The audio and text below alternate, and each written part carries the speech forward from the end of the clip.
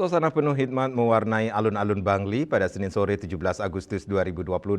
Ratusan peserta dan jajaran pejabat daerah berkumpul untuk mengikuti jalannya upacara penurunan Sang Saka Merah Putih dalam rangka penutupan peringatan Hari Ulang Tahun ke-81 Republik Indonesia di Kabupaten Bangli.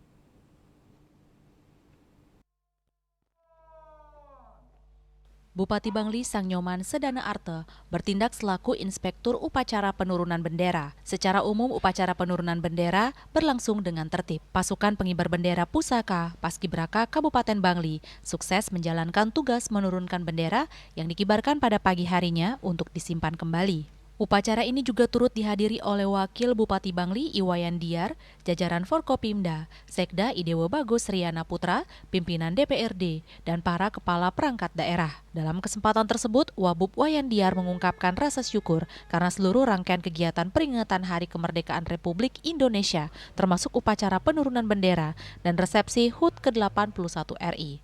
Selain itu, Wabub juga menyampaikan harapannya terkait pelaksanaan kegiatan peringatan HUT RI. Pada malam hari ini kita telah selesai upacara penurunan bendera. Sungkara semua berjalan lancar sesuai dengan harapan kita bersama-sama. Dan sekaligus dirangkaikan dalam resepsi HUT RI yang ke-81. Harapannya dengan melakukan resepsi ini kita kembali mensyukuri apa yang telah diwariskan oleh para pejuang kita dalam rangka memerdekakan Republik Indonesia. Wayan Diar juga berharap momentum peringatan kemerdekaan dijadikan pemantik semangat untuk terus memajukan Kabupaten Bangli, terutama dalam sektor kesehatan, pendidikan, dan perekonomian. Jadi juga momentum ini adalah membangkitkan kita. Tadi karena beberapa perlombaan dalam rangkaian ini ada salah satunya juga terkait dengan pendidikan.